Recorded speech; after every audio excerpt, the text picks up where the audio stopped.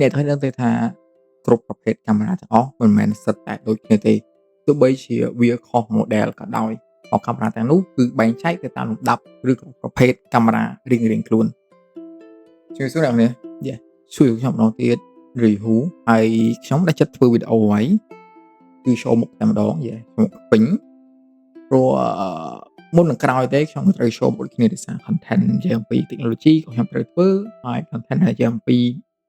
ផែនដីវិទ្យាឬក៏តារាសាស្ត្រខ្ញុំត្រូវធ្វើដូចគ្នាអូខេចឹងនៅក្នុងវីដេអូមួយនេះគឺបើកក្បាលដំបូងរបស់ topic តែម្ដងតើកាមេរ៉ា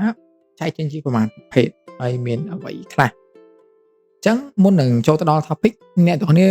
ត្រូវតែស្គាល់អំពីប្រភេទកាមេរ៉ាធំពីរគឺជាប្រភេទកាមេរ៉ា film និងកាមេរ៉ាមួយទៀតជាប្រភេទ digital ចឹង film ខ្ញុំអត់និយាយច្រើនទេដោយសារតែ film គឺសឹងតែ OG ឯង old school ហ្មងព្រោះដោយសារតែ film ថតមួយស្លឹកគឺគេការចិត្តចង់ខ្លាំងមែនទែនដោយសារតែមួយស្លឹកគឺចូល film តែម្ដងយើងអាចលុបចោលបានទេចឹងគឺមួយស្លឹកគឺមានតម្លៃហើយបើសិនជា digital គឺខុសលុបបានធម្មតាគឺចឹងឯងសំណួរគឺថាតើប្រភេទកាមេរ៉ាដែលមាននៅក្នុង digital មានអ្វីខ្លះហើយខ្ញុំនិយាយគឺនៅក្នុង digital អត់និយាយ film ទេចឹងកាមេរ៉ានៅក្នុង digital ជាប្រភេទ digital កាមេរ៉ាគឺមាន5ប្រភេទផ្សេងគ្នាសម្រាប់ប្រភេទទី1គឺជាកាមេរ៉ា DSLR កាមេរ៉ានេះវាមានសមត្ថភាពខ្លាំងហើយល្អមែនទែនសម្រាប់ថតរូបឬក៏វីដេអូក៏ប៉ុន្តែវា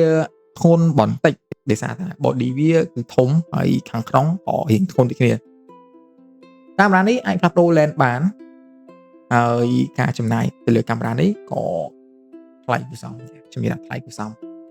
អញ្ចឹងយើងកុំឲ្យអូសបន្លាយពេលយូរយើងចូលកាមេរ៉ាប្រភេទទី2ទៅជាប្រភេទ mirrorless camera កាមេរ៉ានេះអាចនិយាយបានថាជាកាមេរ៉ាសិស្សប្អូន DSLR កាមេរ៉ានេះគឺល្អខ្លាំងមែនទែនសម្រាប់ content creator ដូចជាខ្ញុំជាដើមឥឡូវនេះខ្ញុំកំពុងតែប្រើ Sony A6500 ទិញមកពី2ឆ្នាំហើយនៅប្រើបានធម្មតាថតរូបបានថតវីដេអូបាន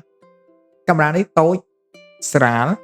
ហើយក៏អាចផ្លាស់ប្ដូរ lens ដូចនៅ DSLR ដែរហើយចំពោះមុខងាររបស់វាគឺសឹងតែលើ DSLR ទៀតដោយសារតែកាមេរ៉ាដឹងថាពីមួយជំនាន់ទៅមួយជំនាន់ច្បាស់ណាស់គឺជំនាន់ក្រោយសឹងតែល្អជាងជំនាន់មុនការចំណាយបាចិត្តទៅលើកាមេរ៉ានេះក៏គួរសមដូចគ្នាមិនខុសពី DSLR ទេនិយាយធំជាងហ្មងទៅមិនកាត់កង់ច្រើនហើយសួរតម្លៃប៉ុណ្ណាយើងសួរហាងជាក់ស្ដែងកុំឲ្យប៉ះពាល់ទីផ្សារទេ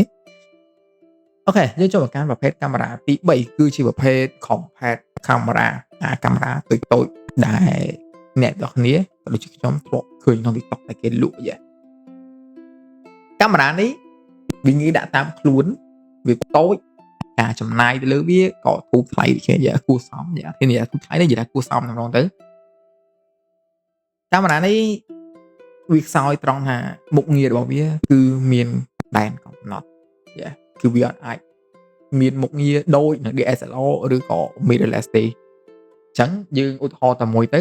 គឺការផ្លាស់ប្ដូរ lens អញ្ចឹងកាមេរ៉ាប្រភេទនេះបើខ្ញុំឃើញ5អាចថា4ហើយដែលដូរ lens ទៅកើតឬក៏5ដូរ lens កើតសឹងដូចគ្នាទាំងអស់គឺ lens មកជាប់ជាមួយនឹង body តែម្ដងអូខេយើងចូលមកប្រភេទកាមេរ៉ាទី4ជាប្រភេទ action camera កាមេរ៉ានេះខ្ញុំជឿថាអ្នកទាំងគ្នាប្រកាសជាធ្លាប់ស្គាល់ហើយពីច្រើនគឺធ្លាប់ស្គាល់តែម្ដងបើសិនជាអ្នកគ្នាជាអ្នកតាមដានវីដេអូដំណើរកម្សាន្តនៅក្នុង YouTube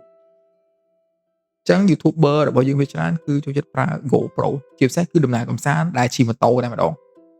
គឺគាត់មាន GoPro មួយគាត់ពាក់នៅក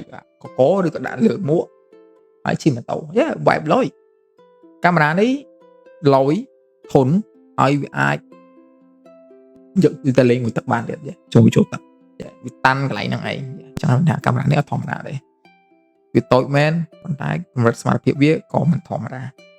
សឹងតែអាចហក់ដល់ 4K GoPro 2K 4K ប៉ុណ្ណឹងឯងបើជាកាមេរ៉ាតូចខ្ញុំនឹកឃើញដល់ប្រភេទកាមេរ៉ាមួយទៀតគឺ Osmo DJI ទៅតែឃើញពូឈួនបងរៀនថតអត់ទៅតែ review ដូចជា Osmo Pocket 4ឈ្មោះស្អីនេះភ្លេចបាត់មើលមុននឹងបន្តិចឯងភ្លេចឈ្មោះmodel នេះគឺ គឺល្អ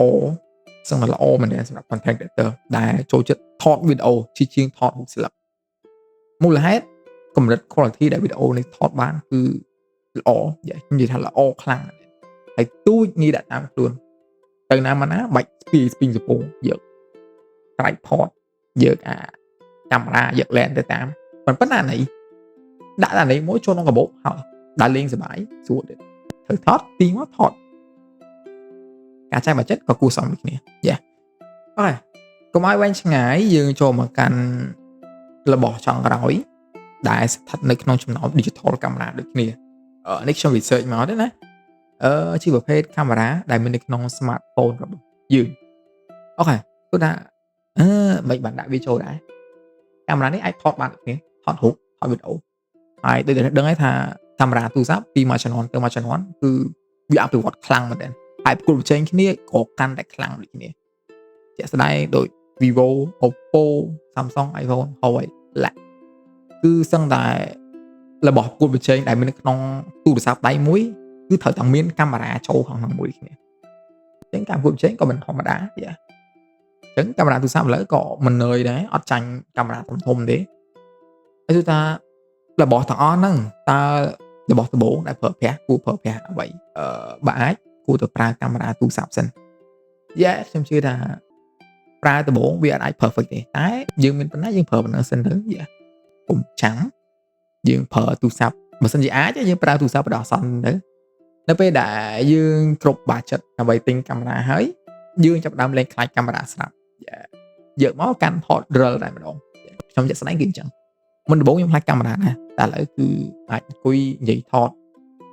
មកកាមេរ៉ាបានអត់មែនជាបញ្ហាសម្រាប់ខ្ញុំនឹងទេអូខេសម្រាប់វីដេអូដែលនិយាយពីប្រភេទកាមេរ៉ាដែលស្ថិតនៅក្នុង digital camera គឺអស់ហើយមានតែប៉ុណ្្នឹងទេហើយនេះជាវីដេអូទី1របស់ខ្ញុំដែលខ្ញុំចេញមកនិយាយឲ្យshowតែម្ដងខ្ញុំជឿថាប្រកាសជាមានចំណុចខ្វះខាតច្រើនសម្រាប់ខ្លួនខ្ញុំបើសិនជាអ្នកគ្នាឃើញចំណុចខ្វះខាតនោះជួយ comment ខាងក្រោមផងដើម្បីខ្ញុំយកមកកែតម្រូវ